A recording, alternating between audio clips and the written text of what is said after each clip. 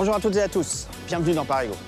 On se retrouve au pied d'une discrète star de cinéma, aperçue dans Amélie Poulain ou encore Le Clan des Siciliens, mais dont les marches ont longtemps été redoutées par les voyageurs en transit entre la gare de l'Est et la gare du Nord.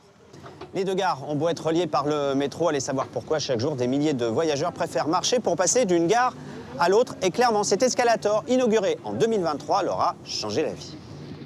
Des voyageurs plutôt chargés en correspondance, on en croise également ici sur ce pont Charles de Gaulle entre les gares de Lyon et les gares d'Austerlitz. C'est d'ailleurs pour eux que certains avaient imaginé installer ici un téléphérique pour pallier à la curieuse absence de liaison de métro entre ces deux gares, distantes seulement de 500 mètres.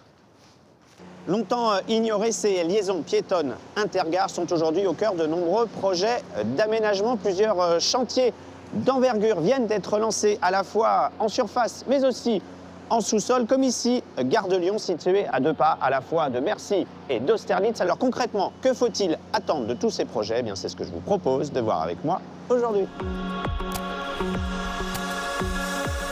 Un tunnel entre la gare de l'Est et la gare du Nord, on en parlait avant même l'arrivée du RER E à Magenta. Eh bien ça y est, les travaux sont lancés, la mise en service est espérée en 2027. Parigo vous explique tout. Ce tunnel viendra s'ajouter aux différents aménagements réalisés ces dernières années pour faciliter le cheminement piéton entre ces deux gares via la rue d'Alsace. Île-de-France Mobilité nous fera part de ses objectifs. Nous filerons ensuite près de la Seine, entre les gares de Lyon, de Bercy et d'Austerlitz, 3 gares situées dans un mouchoir de poche, mais si mal reliées entre elles qu'on imagine à même construire un téléphérique pour soulager les piétons. Enfin, nous nous intéresserons aux travaux tout juste lancés gare de Lyon, la rue de Bercy, autrefois si peu accueillante. Mais par où transitent les voyageurs venus de Bercy et d'Austerlitz va être totalement réhabilité. Au programme des commerces et des entrées repensées. Entretien avec le directeur du projet.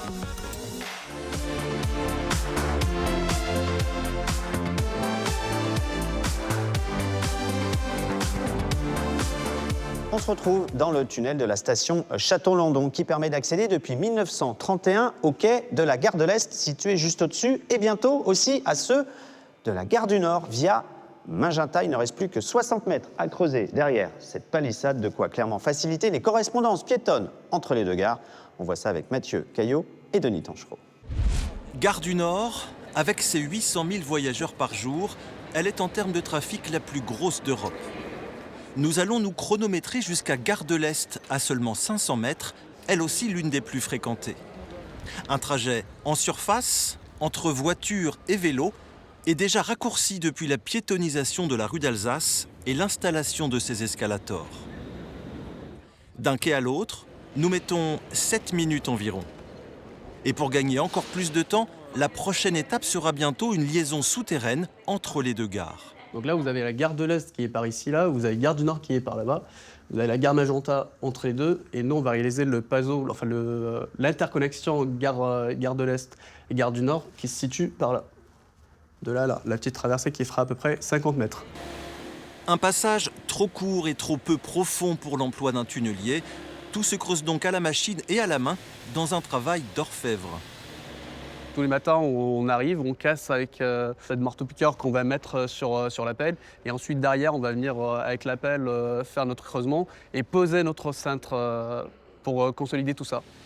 Difficulté du chantier, passer juste au-dessous des réseaux, des égouts et d'immeubles dont il faut refaire les fondations. On a creusé un tiers du tunnel. On espère être là-bas fin février, mi-mars au plus tard. On commencera à faire l'ouverture au niveau de Magenta. Ça, c'est que la partie creusement. Après, derrière, on a toute la partie parement final et tous les corps d'état secondaire qui reviendront plus tard. En prolongement du tunnel qui passe sous les voies depuis Château-Landon, l'ouverture est prévue en mars 2027, au même moment que l'arrivée du Charles de Gaulle Express.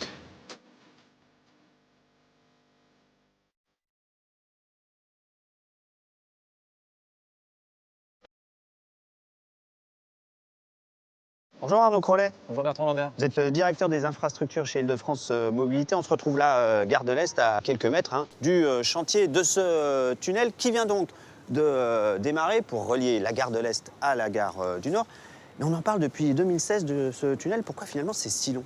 Alors les projets de transport, c'est toujours long et on est sur un projet souterrain ici, alors qui a eu beaucoup de difficultés. La première étant le Covid, puis les JO. En plus de cela, depuis le début, on a rencontré des problèmes, des aléas géotechniques, d'amiante, comme souvent sur des projets souterrains, mais qui sont maintenant derrière nous et qui permettent de voir la fin de ce chantier à horizon 2027, effectivement. Alors comme par hasard, cette date de mise en service, mi-2027, coïncide avec l'arrivée sur cette voie 1, ici, gare de l'Est, du futur Charles de Gaulle Express. Est-ce que finalement c'est cette navette qui a tout débloqué ?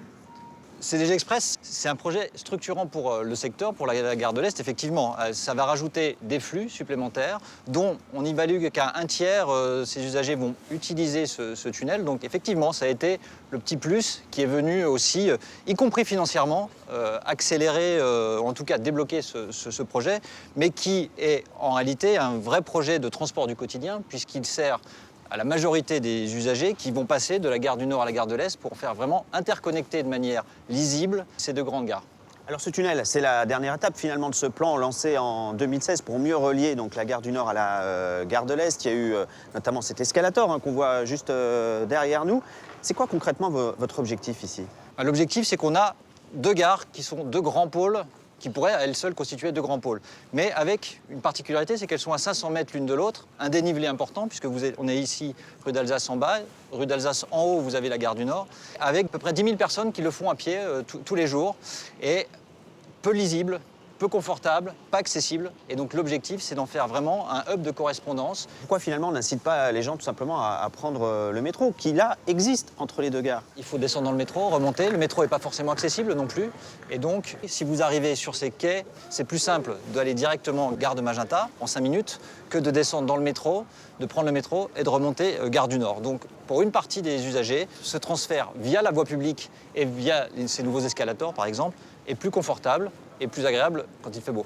Revenons sur ce tunnel. Est-ce qu'il est suffisamment grand pour encaisser tous les flux qu'on attend ici, avec donc notamment l'arrivée du Charles de Gaulle Express ? Le dimensionnement a été fait en prenant en compte les flux du CDG Express et aussi une évolution des flux à terme de correspondance. Et c'est aussi pour ça qu'on reprend dans ce projet le tunnel de Château-Landon, qui aujourd'hui est séparé avec un flux ville-ville et un flux gare du quotidien, transilien. Il n'y aura plus de flux ville-ville sur cette partie et ce sera uniquement pour les transports, pour les usagers du quotidien. Merci beaucoup Arnaud Crollet pour toutes ces précisions. Maintenant, on va filer du côté de la gare de Lyon, voir une liaison qui, elle aussi, pose problème avec évidemment la gare d'Austerlitz. Et vous allez le voir, on a tout imaginé, ou presque, pour améliorer ce cheminement piéton. On voit ça avec Morgane Prévost et Wilfried Redonnet. Valises à roulettes et voyageurs pressés, c'est le balai quotidien du pont Charles de Gaulle. 10 minutes de marche entre la gare de Lyon et la gare d'Austerlitz. C'est aujourd'hui la liaison la plus simple et donc privilégiée par les usagers. Pourtant, bien d'autres modes ont été envisagés. À la fin du 19e siècle, la ligne 5 devait relier directement les deux gares. Cette liaison qui était envisagée sur un joli plan a été mise à mal par la pratique parce qu'il fallait construire des rampes là où il y avait des chaussées, on ne pouvait pas déplacer le trafic, il fallait détruire des maisons. Donc on a rapidement abandonné ce tracé qui en fait géographiquement était extrêmement complexe et tendu à réaliser. Quelques décennies plus tard, avec la Seconde Guerre mondiale, c'est le projet d'extension de la ligne 10 jusqu'à la gare de Lyon qui à son tour est abandonné. Faute de métro, c'est un tout nouveau mode de transport qui est imaginé. Moins cher que le métro, plus pratique que l'autobus, le SK est en train de séduire les techniciens de la RATP. À la fin des années 80, le SK, ces mini-cabines tractées par un câble, sont envisagées pour relier les deux gares. Mais là encore, le projet ne verra pas le jour. Bonjour madame, Bonjour. vous irez à la gare de Lyon ? Gare de Lyon, s'il vous plaît. Ok, c'est parti, suivez-moi. En 2010, c'est à bord de vélo-taxi que certains voyageurs effectuent la traversée. Mais là aussi, c'est le coup d'arrêt. Quelques années plus tard, encore un nouveau projet, aérien cette fois-ci, un téléphérique reliant les deux rives,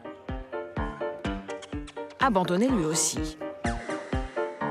Dernière expérimentation des navettes autonomes, testées en 2017 puis en 2023. Elles ont parcouru un peu plus de 800 km, mais leur mise en service n'est pas à l'ordre du jour. Une telle liaison aussi courte, il faut réfléchir à la soutenabilité aussi financière des projets et jamais jusqu'à présent quelque chose de performant n'a été proposé. Parmi tous ces projets rêvés puis abandonnés, la seule liaison qui a abouti, c'est ce pont Charles de Gaulle, Sa construction s'est achevée en 1998. Depuis, c'est à pied que les voyageurs rejoignent les deux rives.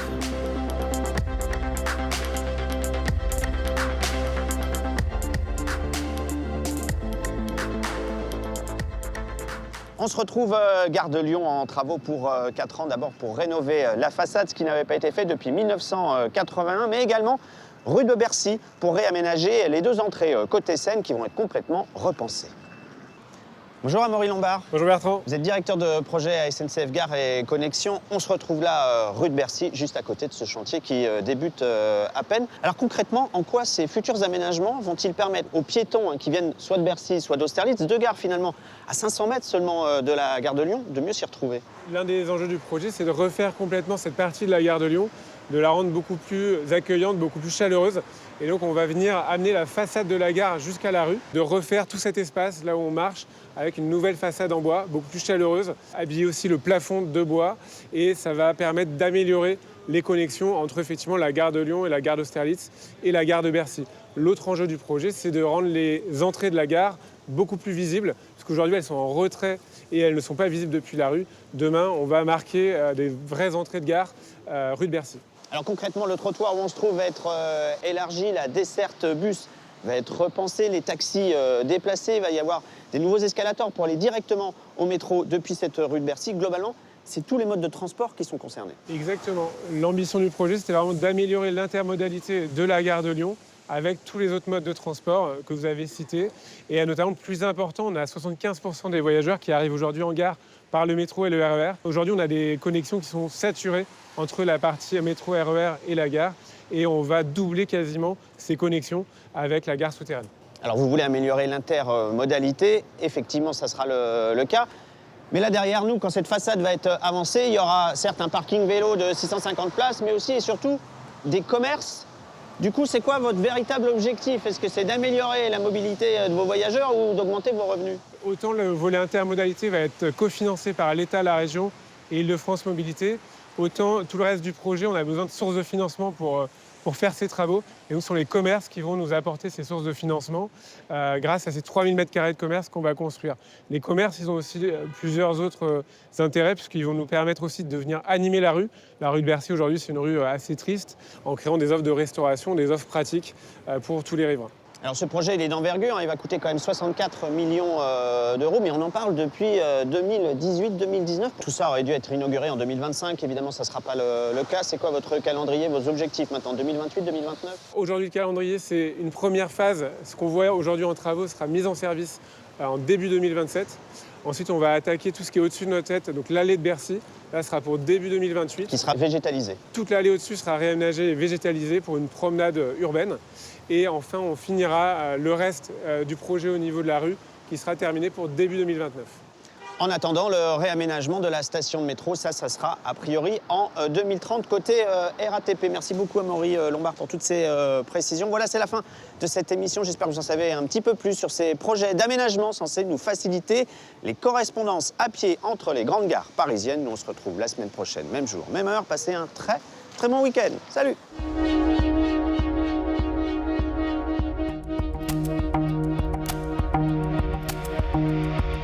Thank you.